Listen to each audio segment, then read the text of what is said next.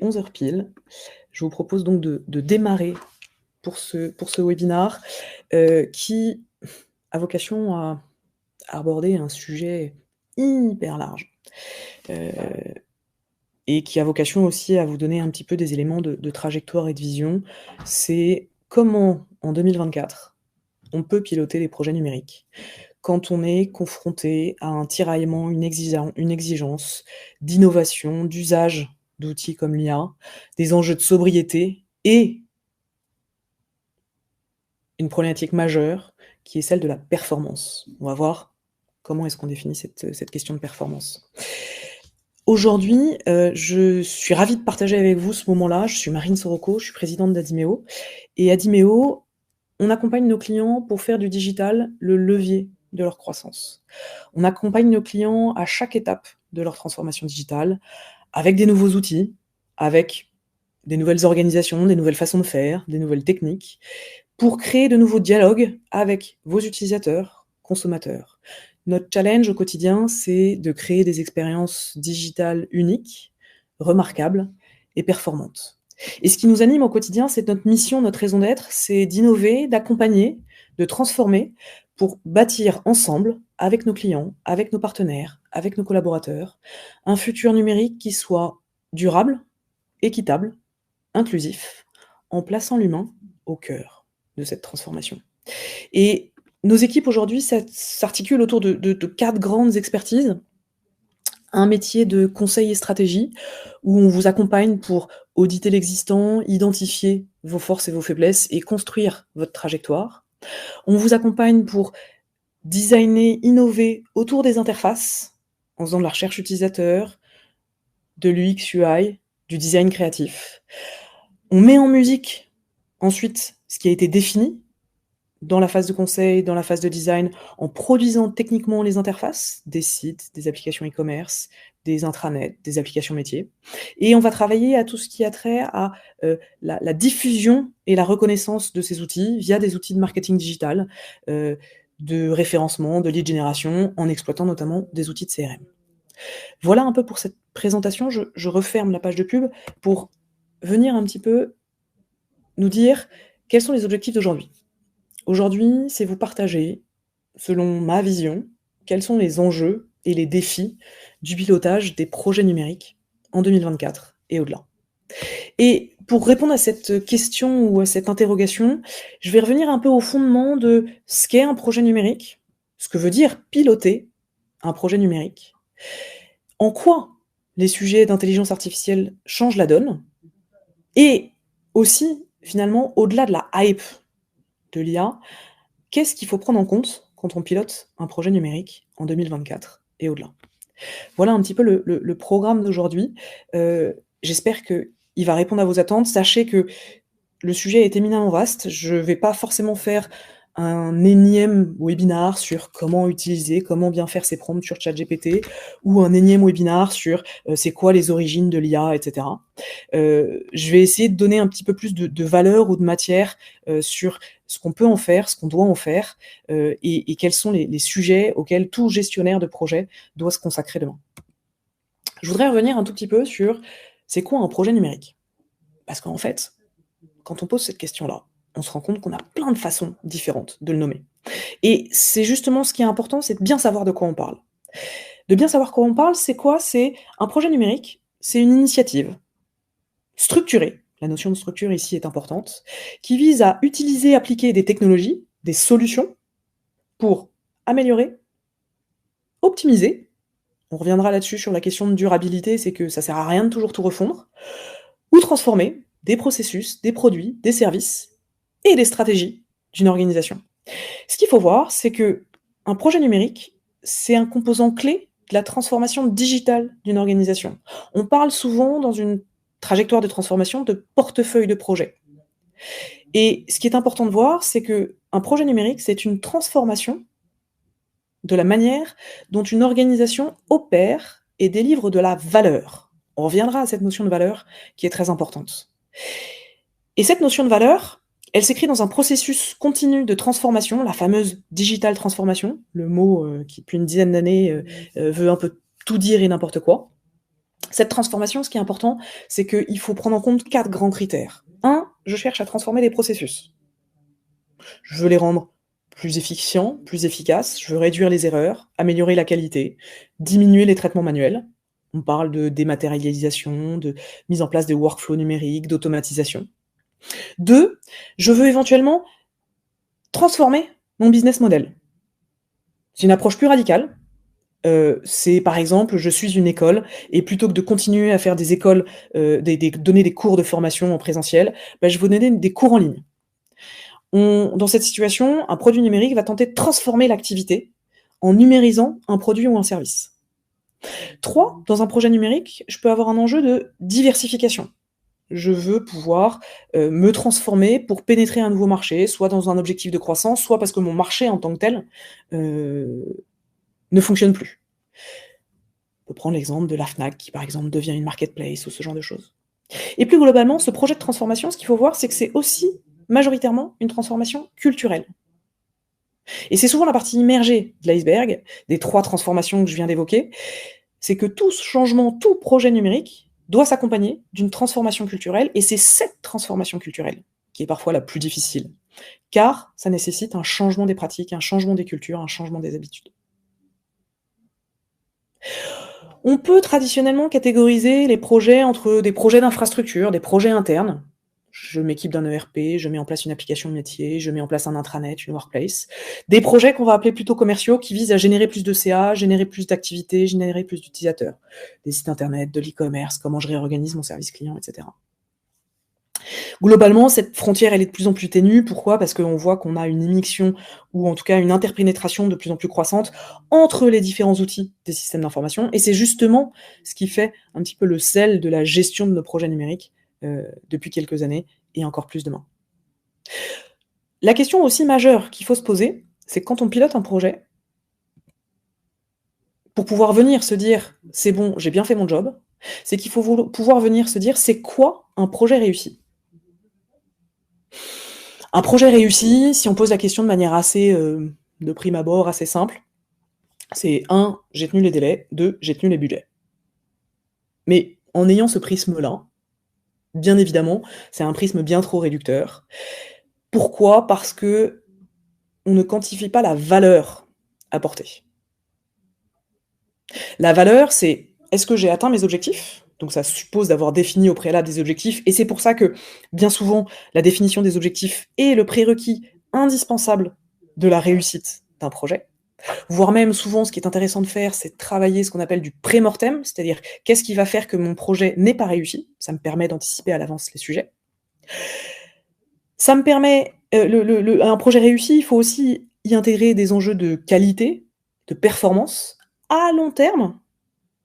Alors la qualité, la performance, chez nous, on a 7 grands items, hein. Ça va être, l'éco-conception, l'accessibilité, la performance, la vitesse, la qualité technique du code, hem, j'ai oublié les 2 autres items, mais voilà. En gros, il y a un sujet de performance à long terme de mesurer, et de performance aussi sur, et ça rejoint la notion de ROI. Est-ce que mes utilisateurs sont satisfaits? Donc est-ce qu'ils commandent plus si je suis dans un cas de site e-commerce? Et est-ce que finalement toutes mes parties prenantes sont satisfaites? Et c'est là où justement parfois la satisfaction des parties prenantes vient parfois complexifier l'atteinte des objectifs. Le marketing sera peut-être content, mais la DSI sera pas du tout contente parce qu'on n'a pas du tout respecté son schéma directeur, par exemple.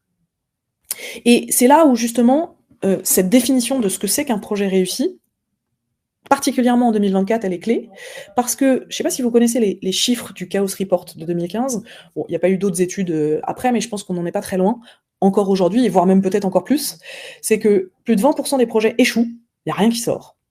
La moitié des projets réussissent partiellement, et seulement 30, c'est peu, hein, des projets sont considérés comme des réussites. Ça veut dire qu'en fait, tous les items que j'ai dit précédemment ont été atteints.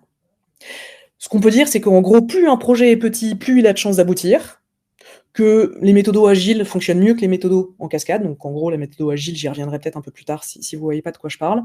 Et que plus le projet est complexe et plus le projet est gros, plus le risque d'échec est fort.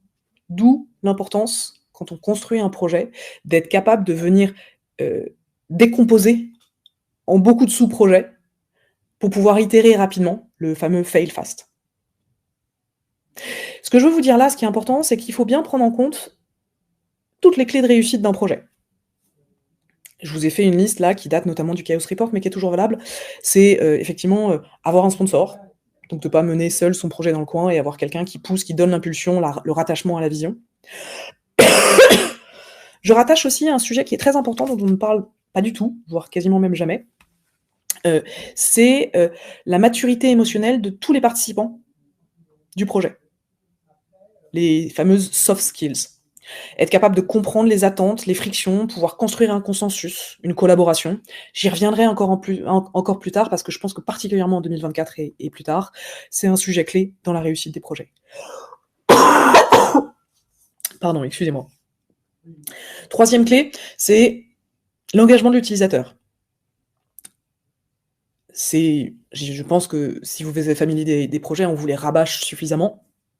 Mais combien de fois je vois des projets qui sont lancés, pilotés par 2, 3, 4 personnes en interne et qui ne vont jamais expérimenter sur le terrain la valeur qu'ils apportent.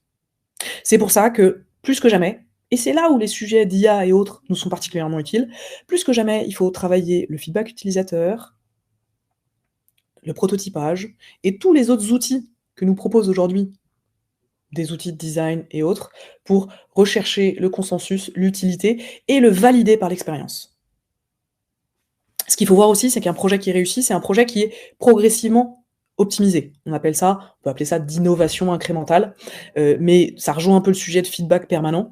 C'est qu'il faut décomposer le projet en petits projets, et il faut justement peut-être réfléchir d'abord à l'optimisation avant de réfléchir à la refonte. Le 5e sujet, on y reviendra aussi, c'est l'enjeu de la compétence. On n'a jamais été dans un monde aussi complexe, sur lequel on est dans une hyper spécialisation des compétences, et sur lequel il faut pouvoir avoir une vision d'ensemble, et il faut pouvoir en même temps rentrer dans le détail des sujets. Le 5e, 6e point, il y en a beaucoup, hein, c'est il faut pouvoir partager avec tous la méthode. Et c'est pour ça que souvent, on dit toujours les méthodes agiles, c'est ce qui fonctionne le mieux, les méthodes agiles, ça réduit le risque d'échec des projets. Oui, mais il faut que l'agilité soit maîtrisée par tous au sein des équipes, soit comprise et entendue par le sponsoring du projet. Parce que qui dit agilité, dit variabilité dans le fameux triangle d'or ou de fer, selon la position dans laquelle on se pose, c'est la maîtrise des délais, la maîtrise des budgets et le périmètre fonctionnel. Ces 3 critères-là, si je fais de l'agilité, il faut pouvoir les faire varier. Être capable de se projeter un peu dans la dimension de l'agilité et de l'optimisation permanente dans une démarche de MVP, Most Valuable Product, c'est se contenter de petits pas. Et je conclurai par 2 sujets. Être expert en gestion de projet, avoir des professionnels dont c'est le métier, et être bien clair, et ça on en a parlé déjà, avoir des objectifs business et métiers qui soient les plus clairs possibles, notamment parce que ça va permettre de créer le consensus auprès de toutes les parties prenantes. Ça va permettre de créer l'alignement sur la trajectoire du projet. Voilà pour ce bref résumé de, en fait, les clés de succès d'un projet qui sont particulièrement actuelles aujourd'hui. Particulièrement actuelles d'aujourd'hui parce que quand on est pilote d'un projet numérique, il faut prendre en compte toutes ces clés de succès. Et ça veut dire qu'il faut être capable de porter une vision stratégique claire, un leadership engagé, et une approche systémique, holistique, capable de prendre en compte les dimensions technologiques, humaines et organisationnelles. Et souvent, notre pilote de projet, il est un peu coincé entre le marteau et l'enclume. Parce que ce pilote de projet, c'est celui qui, en permanence, doit concilier, arbitrer toutes les tensions inhérentes au projet. Je vous le disais, entre le marketing et le service informatique, entre le client et le prestataire, entre les enjeux de planning et les capacités de staffing. Est-ce que mes ressources sont dispo, suffisamment compétentes? Aux enjeux de court terme, il faut que ça sorte. Et les enjeux de long terme, oui, mais si ça sort trop vite, j'aurai peut-être pas la qualité et le résultat obtenu. Et évidemment, toutes les résistances humaines au changement et contraintes organisationnelles. Ce pilote de projet, il doit être capable d'avoir pour mantra la réussite du projet, au-delà même de la propre manière dont il appréhende les sujets. C'est évidemment le fait de choisir une bonne méthode, avec un bon cadre contractuel. C'est, je vous le disais, un enjeu clé de plus en plus important et qui est sans doute ce qui va nous permettre de dépasser les frictions des projets, la capacité à faire preuve d'une vraie intelligence émotionnelle pour gérer toutes les parties prenantes. Et cette capacité émotionnelle doit s'accompagner d'une vraie capacité de leadership et d'arbitrage. Combien de projets, aujourd'hui, parce que trop complexes, parce que mal compris, n'ont pas les bons arbitrages au bon moment? Il y a une étude hyper intéressante qui démontre qu'en fait, le coût d'une absence d'arbitrage est supérieur à une mauvaise décision. Mieux vaut décider, peut-être, pas forcément dans la bonne trajectoire, que ne pas décider du tout. Il faut être capable d'avoir la bonne vision pour faire le bon choix technologique. Combien de projets ont été menés avec des technos qui étaient au top de la hype et qui finalement aujourd'hui subissent une dette technique majeure, n'ont personne pour piloter, relayer le projet, etc. Évidemment, ce chef de projet, il doit avoir le support d'une bonne équipe, multidisciplinaire, experte, spécialisée. C'est là où c'est hyper difficile. Et c'est là où c'est de plus en plus difficile. Et ce chef de projet, ce pilote, il doit être capable avant tout de savoir déléguer. Et la délégation, vous le savez peut-être, c'est un art qui est extrêmement difficile. Voilà un peu pour ces enjeux un peu macro du pilotage de projets numériques. Et la question qu'on se pose aujourd'hui, c'est en quoi l'intelligence artificielle, alors plus précisément l'intelligence artificielle générative, pour partir un petit peu dans des questionnements transhumanistes et autres, en quoi ça change la donne aujourd'hui pour les projets numériques? Je vais faire un bref résumé de ce qu'apporte l'IA générative. C'est Yann LeCun qui le dit, c'est Yann LeCun, c'est le responsable du labo Facebook, c'est un des piliers de ce qu'on appelle du machine learning dans le monde depuis les années 90. Il nous dit, c'est la capacité qu'aurait une machine à exécuter des tâches et résoudre des problèmes qui sont normalement attribués aux humains ou aux animaux. Cette définition, elle est la plus œcuménique possible. Elle est assez évidente. Ce qui questionne un peu plus, c'est quels sont les sujets sur lesquels l'IA peut intervenir. Alors, je pense que vous êtes tous, ou alors je sais, vous habitez dans une grotte si c'est le cas, mais vous n'êtes tous pas sans savoir la déferlante de ChatGPT depuis novembre 2022. Ce qu'il faut savoir, c'est que ChatGPT a rendu visible l'immensité des travaux relatifs à l'IA et qui existent depuis Alan Turing quasiment, hein, donc depuis des dizaines et des dizaines d'années. ChatGPT, c'est un peu l'arbre qui cache la forêt. Parce qu'effectivement, ChatGPT, c'est ce qui va nous permettre de générer du langage et c'est ce qui a permis de démocratiser l'usage de l'intelligence artificielle. Mais les domaines sur lesquels l'IA peut intervenir sont beaucoup plus vastes. Ça va de la parole, des assistants vocaux, de la robotique. La robotique, c'est typiquement les dépôts d'Amazon qui aujourd'hui sont contrôlés avec des casques audio et qui pilotent les opérateurs pour qu'ils aillent chercher les colis. C'est l'analyse du langage. Si vous expérimentez par exemple Copilot 365 dans la suite Office, c'est génial parce qu'en fait, si vous avez une boucle d'email dont vous êtes en copie mais que vous n'avez pas du tout lu, vous lui dites fais-moi une synthèse. Et honnêtement, c'est un effet bœuf. Ça vous permet de générer du code automatisé. On verra un peu plus tard l'impact que ça a sur nos projets. Et ça améliore la relation avec nos clients. L'exemple typique, c'est le chatbot dans la relation client qui permet un premier filtre sur les demandes. Et puis, l'IA, c'est aussi la capacité à extraire des connaissances. Faire des résumés, c'est hyper fort. Éventuellement de la trad, c'est aussi hyper fort. Structurer des documents, c'est là où, par exemple, on va utiliser des fonctions de ce qu'on va appeler de data mining, c'est-à-dire, je vais lui exposer un corpus gigantesque de données, et c'est lui-même qui va être capable de me le hiérarchiser, de le structurer, d'aligner ses métadonnées. Ça va être un outil formidable dans la prise de décision.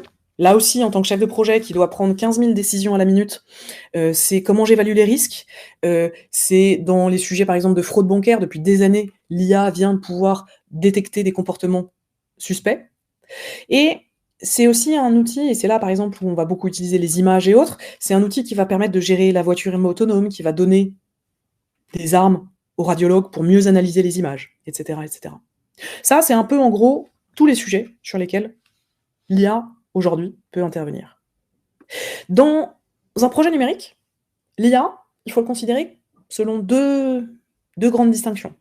C'est un facteur de productivité compétitivité et une potentialité de services accrus, de meilleurs services. Sur le premier sujet, c'est hyper intéressant, je vous montre ici une étude qui est sortie il n'y a pas... Enfin bon, une méta-étude qui regroupe 3 autres études de Nielsen Group et qui montre, dans l'étude 1, quand il s'agit de support client, les agents qui traditionnellement répondent au téléphone et qui utilisent l'IA peuvent traiter près de 14% de plus de demandes de renseignements supplémentaires par heure. Donc, mécaniquement, dans cette étude, j'ai 14% d'augmentation de productivité. Dans le cas 2, c'est pour des commerciaux qui écrivent des documents écrits. Ils peuvent rédiger jusqu'à 60% plus de documents commerciaux par heure. Là, j'ai 60% de productivité. Et dans la troisième étude, on a comparé des programmeurs avec et sans IA, des développeurs avec et sans IA, et les programmeurs avec IA peuvent coder 126% de plus de projets par semaine. C'est hallucinant. C'est-à-dire que, en fait, si vous comparez ça juste avec l'augmentation de productivité moyenne, globalement, avant les années Covid, aux États-Unis, c'était 1,5% par an d'augmentation de productivité.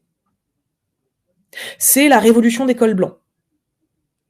En gros, ce qui est hyper important de voir ici, c'est qu'on a un gap phénoménal de productivité. Alors, c'est des études, c'est les premières études qui sortent, donc c'est à prendre avec des pincettes, avec plein de sujets. Mais ça veut dire plusieurs choses. C'est que, l'IA est un outil indispensable pour réduire l'écart des compétences entre les travailleurs les moins performants et ceux qui sont les plus performants. Vous êtes chef de projet, entre un chef de projet junior ou un chef de projet senior, ben vous allez pouvoir augmenter de manière très significative la productivité des chefs de projet juniors qui sans doute sont moins à l'aise, ont moins de connaissances, savent moins comment l'entreprise fonctionne, etc. Et ce qui est important, c'est qu'en gros, l'IA est aussi un outil d'accélération de l'apprentissage pour les juniors. Donc c'est pour ça qu'il y a aussi un enjeu qui est clé, c'est de se dire, on se dit souvent, l'IA, faut pas le confier entre toutes les mains parce que on mâche le travail, donc les gens savent plus comment ça fonctionne, etc. On dit, faut pas le donner aux développeurs juniors, faut pas le développer aux chefs de projet juniors, etc. Mais c'est aussi un élément d'accélération de l'apprentissage parce que je trouve plus vite les réponses attendues. L'IA, grosso modo, dans les projets, en tant que facteur d'amélioration de la productivité, c'est effectivement, ça va répondre aux questions.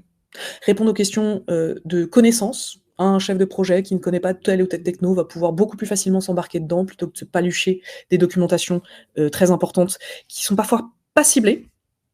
Chez nous, par exemple, sur certaines technos, on branche en fait des chatbots sur des communautés open source pour pouvoir directement poser des questions. Ça va aider à la génération d'images. Pour les parties, pour les projets du UI, du X, etc., on va pouvoir aller beaucoup plus vite dans les phases itératives. Ça nous aide à rédiger. Je vous prends un exemple tout bête. Vous avez rédigé des spécifications que vous voulez transformer en user story dans une version agile. L'IA est tout à fait capable de le faire ça, alors que ça prend 3, 4, 5 jours parfois à un chef de projet, quand le projet est un peu costaud. L'IA va vous traduire. Ça, c'est assez phénoménal. C'est-à-dire qu'en fait, en gros, les agences de traduction doivent totalement transformer leurs pratiques. Si vous n'avez pas beaucoup de budget ou si vous voulez donner accessible votre site à certains pays ou cultures sans cramer trop d'argent,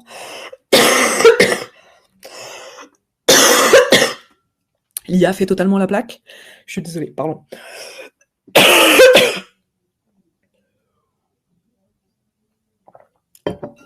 Ça va, bien évidemment, on l'a vu, générer du code. Ça va vous aider à résoudre des problèmes. Résoudre des problèmes, notamment dans les phases de brainstorming. Vous allez pouvoir initier des questionnements et trouver des pistes d'amélioration. Ça va simplifier votre aide aux utilisateurs qui utilisent les outils. Donc vous avez moins de support technique, fonctionnel et autres. Et bien évidemment, ça peut vous résumer les textes, et ça, c'est quand même hyper utile quand vous avez à vous coltiner des montagnes de documentation. En fait, ce que permet l'IA dans les projets numériques, c'est on est dans un contexte de collaborateurs augmentés. Il y a un exemple, moi, qui m'a marqué, c'est il y a une étude qui a été faite sur l'usage de ChatGPT, et en fait, on a fait passer à ChatGPT l'examen du barreau aux USA, et il a eu, alors ChatGPT 4, pas la version 3.5, il l'a eu, et il a été classé dans les 10% les meilleurs. Et surtout, c'est de se dire, demain, l'IA peut aller un cran plus loin. Alors, on en parle dans les lectures qu'on peut faire, on dit que l'IA aide déjà pour tous ces sujets-là. Moi, personnellement, je ne l'ai pas encore vu dans les projets. Mais ce qu'on peut se dire, c'est que demain, l'IA pourra vous aider pour réduire vos erreurs dans des projets complexes, avec des équipes d'envergure, avec beaucoup de données à matérialiser. Ça peut, finalement, diminuer le risque d'erreur, le bruit associé dans votre évaluation, et ça vous permet d'envisager toutes les données du problème, et potentiellement de simuler toutes les alternatives pour faire les meilleurs choix.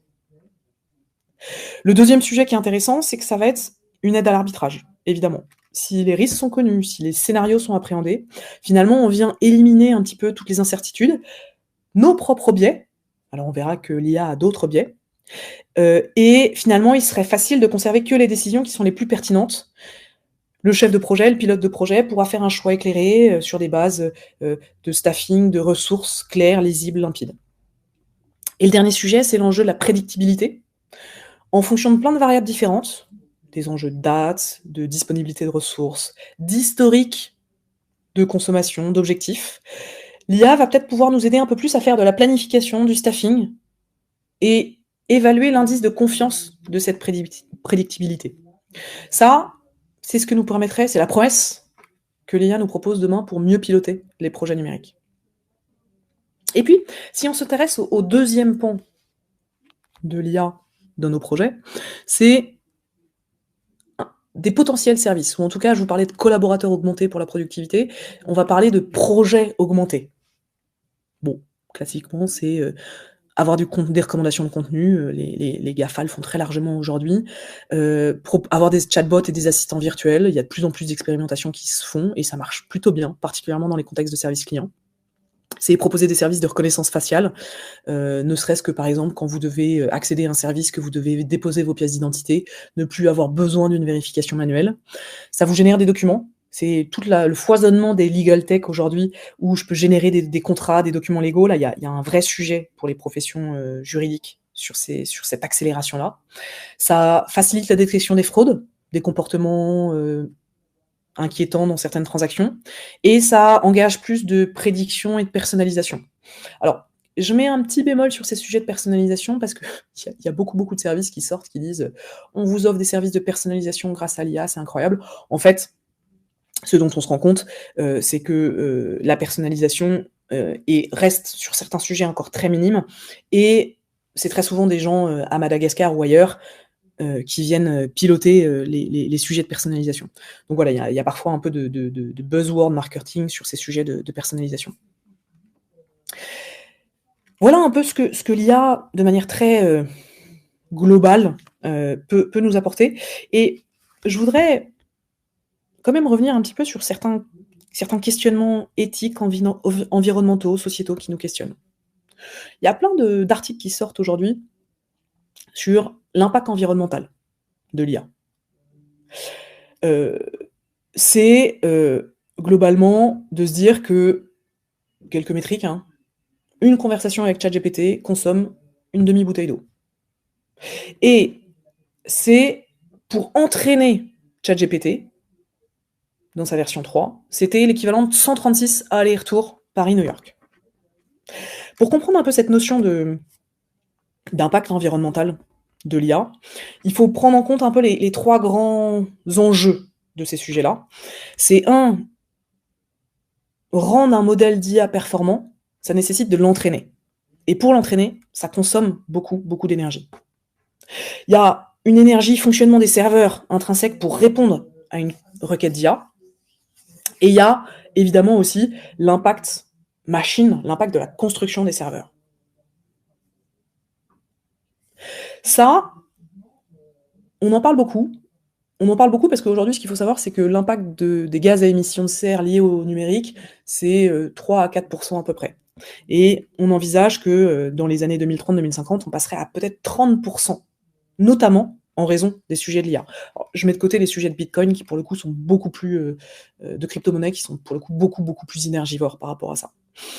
Néanmoins, je voudrais peut-être un petit peu relativiser ce sujet-là, parce qu'effectivement, ChatGPT, comme tous les services digitaux, a un impact. Mais il faut le mettre en perspective peut-être avec d'autres activités. Si je compare 100 requêtes ChatGPT avec le fait de consommer 100 grammes de viande, bah, en fait, 100 requêtes sur ChatGPT, c'est 100 fois moins d'émissions de CO2 que de consommer 100 grammes de bœuf. Bon, ça nous donne un peu d'éléments de relativisation.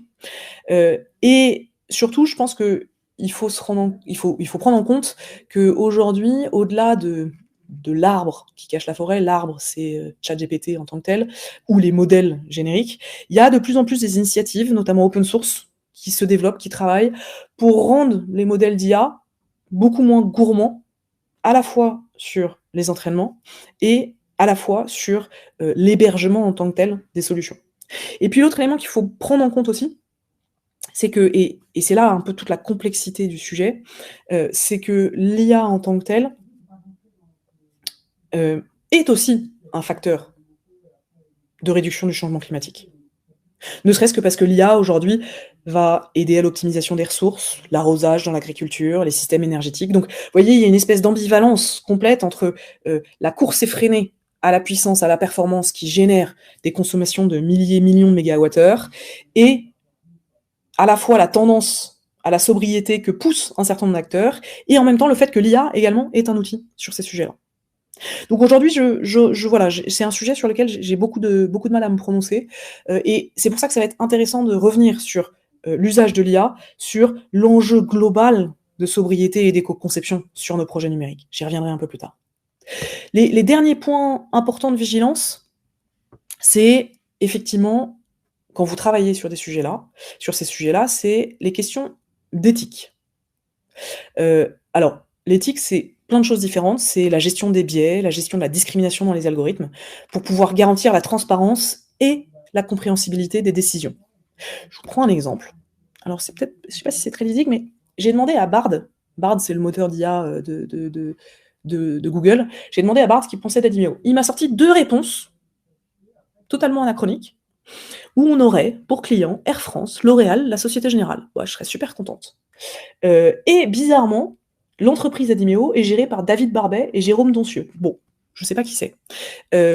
Là, on est clairement dans un sujet d'hallucination de l'IA. Donc, l'IA, demain, va avoir un enjeu, et tous les modèles progressent de manière assez significative, qui est d'être en capacité de ne pas avoir d'hallucination et de pouvoir faire le tri dans les réponses de l'IA. C'est pour ça qu'on parle de collaborateurs augmentés et pas de remplacement, parce que l'hallucination, les modèles d'IA sont très sujets aux hallucinations. Je vous donne un autre exemple aussi d'un point de vue éthique, c'est j'ai demandé à ChatGPT d'illustrer des ingénieurs. Et alors là, en fait, j'ai des hommes blancs. Là, on a clairement le stéréotype de l'IA qui est avec des stéréotypes. Parfois, on dit que l'IA est même raciste. Tout simplement, pourquoi ? Parce que ça dépend des données sur lesquelles elle s'est entraînée. L'enjeu majeur aussi sur les sujets d'IA, et qui est clé notamment dans les gestions de projets, c'est l'enjeu lié au sujet de sécurité. Bon, l'IA est un terrain de jeu formidable pour les cyberattaques. Il faut pouvoir sécuriser les données d'entraînement, et il faut pouvoir sécuriser aussi l'usage qu'on en fait. Je vous fais mention notamment de tous les sujets de deepfake, dont vous avez certainement entendu parler, où on a un vrai sujet effectivement d'éducation et de formation sur ces sujets-là. Le troisième point clé, c'est les enjeux de confidentialité.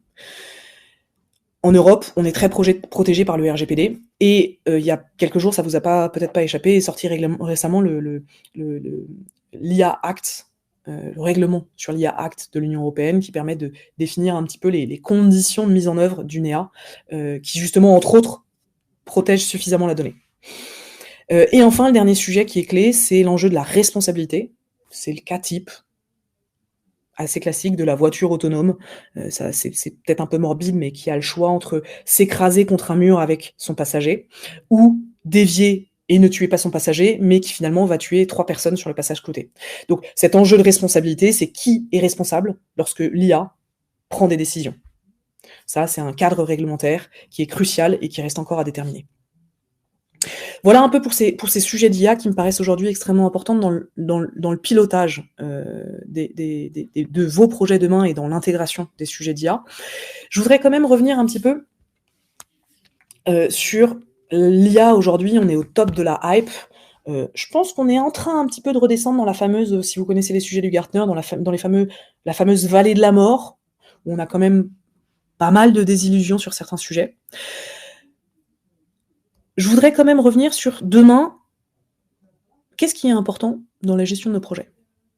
Il y a Guy Mamoumani qui a publié il y a 2-3 jours un bouquin qui s'appelle Pour un numérique humain.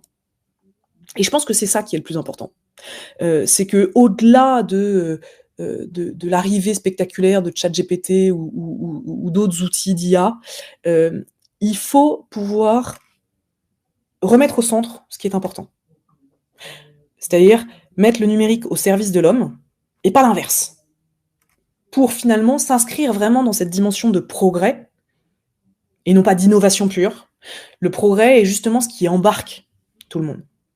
Et là où je veux insister, c'est l'IA, par exemple, est un sujet qui creuse la facture numérique. Si vous connaissez le sujet de l'accessibilité, c'est rendre les services numériques accessibles, intelligibles à tous. Aujourd'hui, on a 10 millions de Français, un Français sur 6, qui a des difficultés à utiliser les outils numériques. Alors, c'est des difficultés liées à des handicaps, c'est des difficultés liées à l'accès au débit, c'est des difficultés liées à l'âge, c'est des difficultés liées aux déficiences cognitives, etc. Bref, c'est énorme. Et en fait, c'est comme ça qu'il faut re-questionner ces sujets de piloter des projets numériques. C'est un projet numérique n'est un progrès que s'il est capable d'embarquer tout le monde. Et c'est pour ça que les sujets d'accessibilité, il y a d'ailleurs une loi, un règlement européen qui est sorti, qui va imposer l'accessibilité numérique à partir de 2025 à tous. C'est un sujet majeur pour tous vos projets. Et je vous invite à regarder d'autres webinars qu'on travaille sur l'accessibilité, mais vraiment, prenez-le en compte dans tous vos projets. C'est pas un gadget. Le deuxième sujet, c'est remettre la notion de valeur au cœur de vos projets. Avant, on considérait ou en tout cas, parfois, on considère qu'un projet est réussi lorsqu'il est livré dans les temps, dans le budget, en respectant le périmètre. Aujourd'hui, c'est pas suffisant. Un projet qui respecte ces 3 contraintes peut être un échec. Il faut évidemment tenir compte de la satisfaction client et surtout de la valeur à long terme qu'on apporte.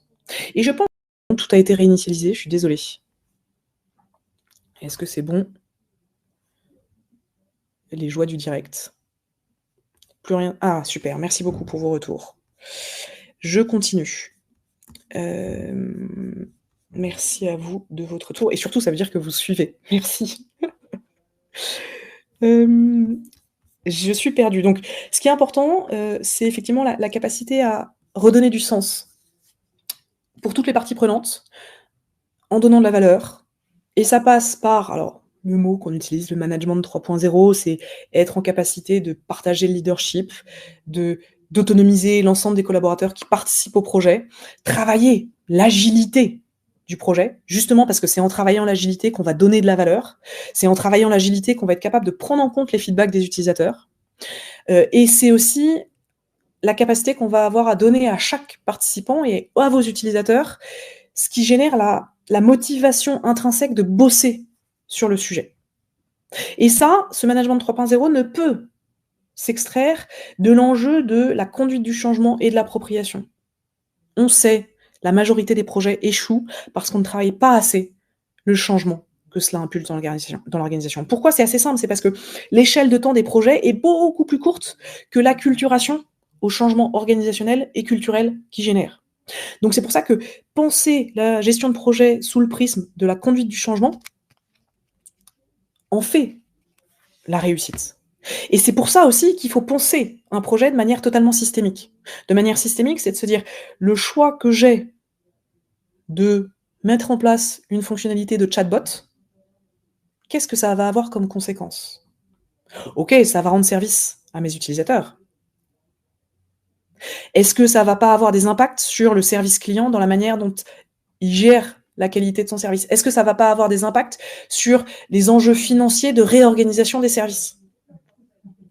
Et cette façon de raisonner systémique sur les projets va nous amener à plus d'authenticité, de prise en compte de tous les enjeux, de toutes les parties prenantes. Et cette pensée systémique, elle est indispensable aussi parce que, et je pense qu'on l'a tous vécu, on est dans une hybridation totale des modes de travail. Je ne vois plus une seule réunion dans laquelle il n'y a pas un participant last minute qui dit ah finalement je me connecte en visio. Le télétravail s'est inscrit dans la durée depuis la pandémie et encore plus dans le monde de la tech. C'est fini le temps où on était capable tous de se retrouver dans une réunion. Ou en tout cas, si on veut faire ça, il faut l'anticiper 3 mois à l'avance. Et parfois, les gens râlent un peu.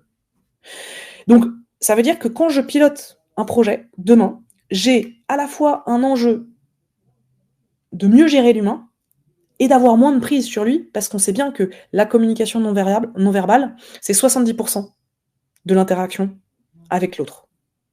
Donc, il y a aussi, encore une fois, aujourd'hui dans la gestion de projet, un enjeu majeur sur la gestion de l'humain et l'hybridation des pratiques. D'où l'importance associée de toutes les méthodes numériques de gestion de projet, et d'où je pense aussi l'importance d'être en capacité de dire on se voit en présentiel. À cette hybridation des pratiques se rajoute évidemment l'hyper-complexification des projets et des compétences. Je vous ai mis ici la variabilité des compétences et des interlocuteurs possibles dans un projet. Dans un même projet, je peux avoir un Scrum Master, un Product Owner, un Proxy PO et un chef de projet MOA. Et côté design, plutôt que d'avoir une personne qui fait tout, j'ai un UX, un UI, un DA, un motion designer, un UX writer, un web... Bref. Ça induit une complexification dans le staffing, l'allocation des ressources, la dépendance, l'interdépendance. Et je le raccroche aussi aux enjeux techniques d'interconnexion. Aujourd'hui, les dépendances sont toujours plus nombreuses entre les systèmes d'information, les interactions. Et en gros, il n'y a plus un projet qui se passe aujourd'hui sans que, en cours de projet, ah, il y a tel outil qui change, il faut changer les API, ah, il y a tel système finalement, on va fonctionner de telle manière, etc. Donc, je reviens à l'origine, l'enjeu d'agilité. Et l'enjeu de conserver une vision très haute du sujet pour être capable, très rapidement, d'identifier les dépendances, les contraintes et les risques, afin de coordonner des acteurs qui, vous le voyez, sont hyper spécialisés.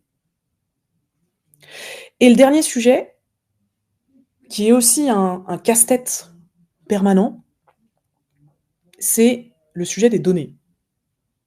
On a aujourd'hui une équation insoluble qu'on tente de résoudre avec l'exigence de toujours plus de données, toujours plus de précision, toujours plus de sagacité dans l'analyse de ces données, et l'impératif d'être dans le respect le plus strict des données personnelles.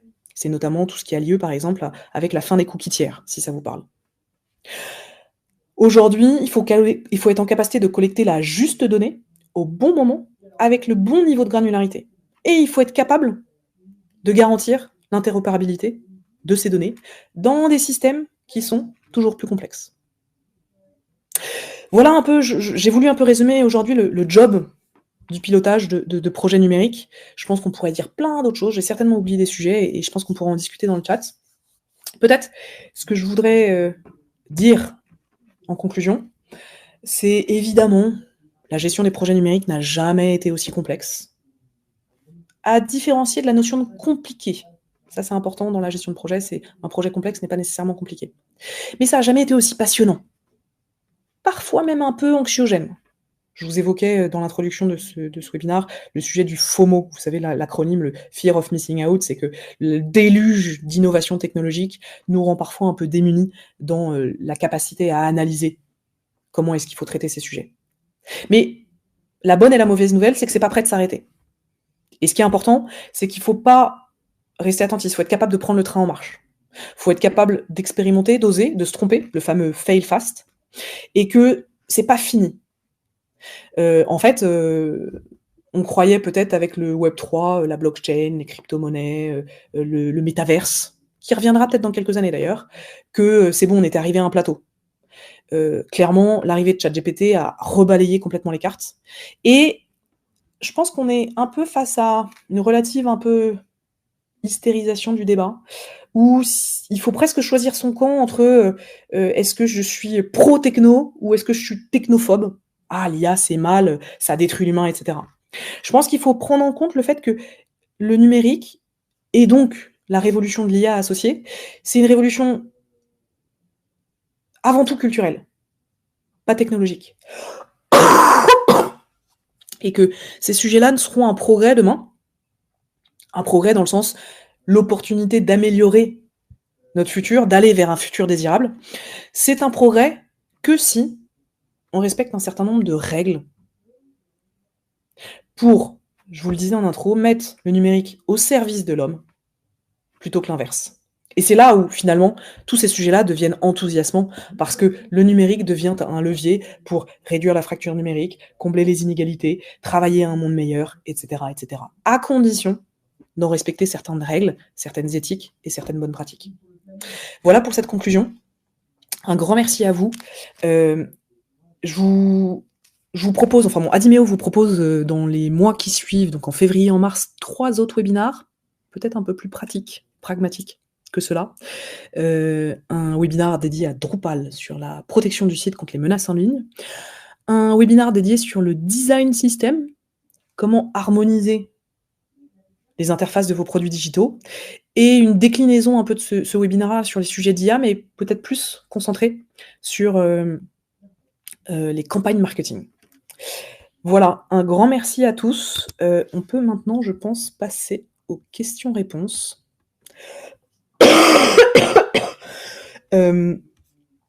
Et je vais reprendre vos petites questions.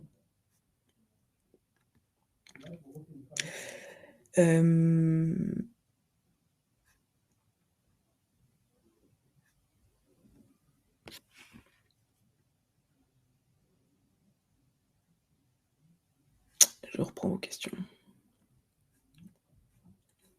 J'y arrive.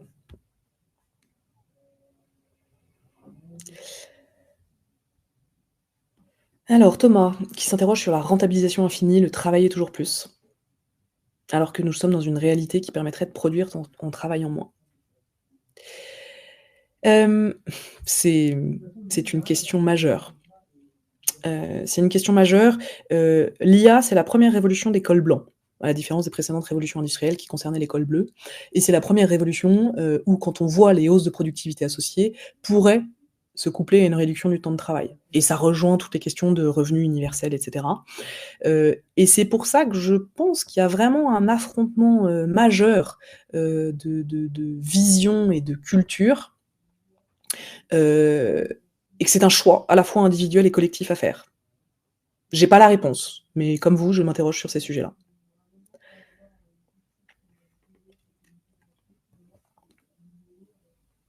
Thomas, quid des coûts budget et par ruissellement les salaires? Alors, je suis pas sûre de comprendre votre question.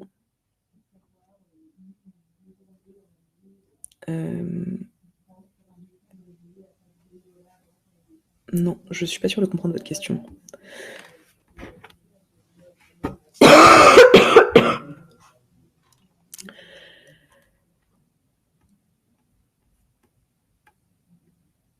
Bon, j'ai pas l'impression qu'il y ait d'autres questions. Alors, Caroline qui pose la question de quels outils d'IA conseillez-vous et avez-vous testé? Les outils d'IA, alors il y en a plein. On est en train de faire pas mal de webinars très pratiques sur les outils d'IA. On a fait un webinar sur les outils en design, par exemple, récemment. On va en faire d'autres sur des sujets de marketing et autres. Toujours pour reprendre l'analogie de pas rater le train, il faut tester. Mais il faut tester sans non plus y perdre son âme, y perdre son temps, parce que la quantité phénoménale d'outils rend la chose compliquée. Donc, voilà ce que je peux vous dire. Bien évidemment, d'un point de vue très pratique, les outils les plus classiques, c'est les 3, ChatGPT, Bard et Copilot 365, qui sont les outils, on va dire, généralistes dans une version professionnelle. Et là, vous pouvez largement tester ce qu'il y en a. Et après, il va y avoir des enjeux de spécialisation par verticale sur, par exemple, les sujets de rédaction de contrats ou sur des sujets de, par exemple, génération de présentations PowerPoint ou autre. Voilà ce que je peux vous dire, mais je peux pas vous répondre de manière synthétique là. Alain pose la question sur si on veut aller plus loin dans l'implémentation des outils, est-ce que c'est ChatGPT qu'on intégrera? Alors Alain, c'est une excellente question, parce que c'est une question qui est majeure. Aujourd'hui, ChatGPT, c'est la partie émergée de l'iceberg. ChatGPT, derrière, il y a OpenAI, et OpenAI, derrière, propose ce qu'on appelle des API pour pouvoir, soi-même, sur la base de ses propres données, proposer des chatbots. Donc des outils qui permettent de retranscrire en langage naturel et répondre à des questions. Je pense qu'aujourd'hui, il faut regarder les modèles propriétaires, les GAFA, qui sont la partie immergée de l'iceberg, et il faut s'intéresser de très près aux modèles open source.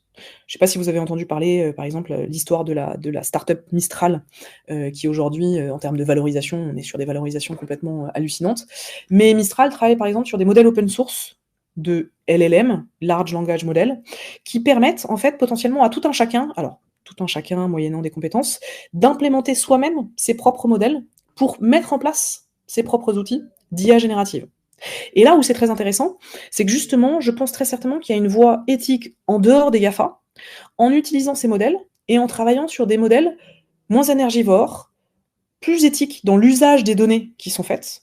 Et il y a une initiative qui est sortie il y a 3 jours, qui s'appelle, alors ça va vous faire rire, qui s'appelle Croissant LLM, en mode French Touch, qui est un modèle justement qui a énormément travaillé sur la transparence des données utilisées pour entraîner le modèle et sur la sobriété en tant que telle du modèle. Donc, il y a un vrai sujet de souveraineté des organisations aujourd'hui, de ne pas aller, un peu comme tout le monde, vers des solutions de facilité comme OpenAI et autres, qui par ailleurs coûtent très cher aussi à l'usage, et de développer leur propre modèle. Voilà. Marc D, est-ce qu'il y a un moyen de vérifier la véracité des réponses de l'IA? Alors oui, bien sûr. Typiquement, c'est ce qu'a introduit Bard. Je ne sais pas si vous avez vu une même chose il y a 3 jours, Bard a sorti une nouvelle version. Il propose le double check. C'est-à-dire qu'en fait, dans la réponse qui est générée, vous pouvez cliquer sur le petit bouton Google, et le bouton Google va vous donner le double check d'après les sources qui sont vues en ligne. Donc ça, c'est un outil. Après, c'est là où c'est intéressant et c'est là où on parle d'humain augmenté, c'est que l'IA, aujourd'hui, le modèle ChatGPT atteint 3% d'hallucination. C'est-à-dire que 3% de ces contenus sont encore susceptibles d'être faux. On améliore progressivement ces chiffres-là, hein, c'était 4,5 je crois sur GPT-4, GPT 3.5, mais il n'y a pas de moyens 100% qui permettent de vérifier la véracité des réponses de l'IA. D'où l'importance de l'humain derrière pour piloter et contrôler. Nabil, est-ce qu'intégrer l'IA dans un projet produit est une nécessité pour bien vendre son projet produit? Alors, je vais vous reposer la question dans l'autre sens, Nabil, c'est posez-vous la question de la valeur. C'est quoi les besoins? Ce sont quoi les besoins de vos utilisateurs pour votre produit? Parce que répondre à cette question de manière très générique, c'est hyper compliqué. Mais posez-vous la question de la valeur que vous apportez à vos clients, et en répondant à cette question, vous vous direz, est-ce qu'un outil d'IA générative apporte un plus significatif? Thomas pose la question de si l'IA est en mesure d'aider, cette IA a un coût, mais elle ne nécessite pas de salaire. Les projets pourraient-ils coûter moins cher à produire? Alors, la question que vous posez là, elle est clé. Et elle est clé, et je la rattacherai à une autre loi dont je me rappelle plus du nom, mais la loi de l'efficacité énergétique, qui dit qu'en fait, quand bien même nos produits technologiques consomment moins d'énergie, au final, on va toujours consommer plus d'énergie parce que, au global, on a besoin de plus d'énergie et de plus de produits.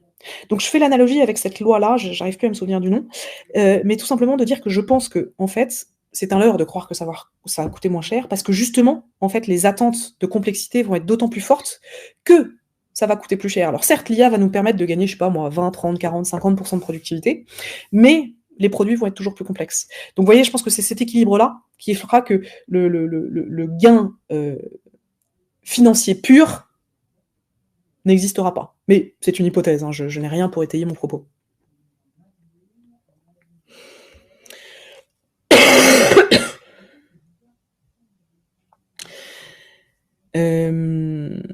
Oui, vous faites l'analogie, Thomas, avec les outils de no-code. Bon, la question que vous posez sur travailler plus, travailler moins, etc., elle est majeure. C'est un choix individuel, c'est un choix de société. J'avoue être à mon niveau extrêmement partagé sur ce sujet-là. Je pense qu'il faut plutôt le raisonner dans la notion de progrès humain. Dans quelle mesure ces outils permettent de dresser une trajectoire de progrès.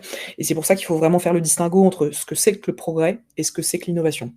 L'innovation, c'est ce qui permet, basiquement, d'améliorer un produit, d'améliorer un service, etc. Le progrès, c'est ce qui permet d'améliorer, pour tous, les conditions de vie, l'espérance, etc. Et donc c'est à partir de là, quand on se pose ces questions-là, qu'on peut peut-être répondre à la question que vous posez.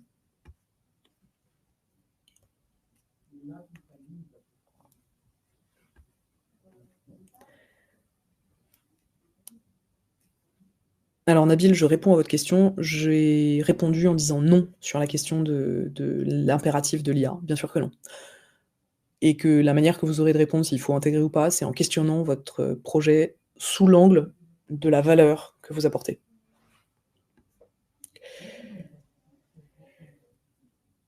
Voilà, on arrive au bout du temps qui nous est alloué. Un grand merci pour votre participation. Si, une dernière question, Marc, y a-t-il des IA en lien avec des thèses de doctorat?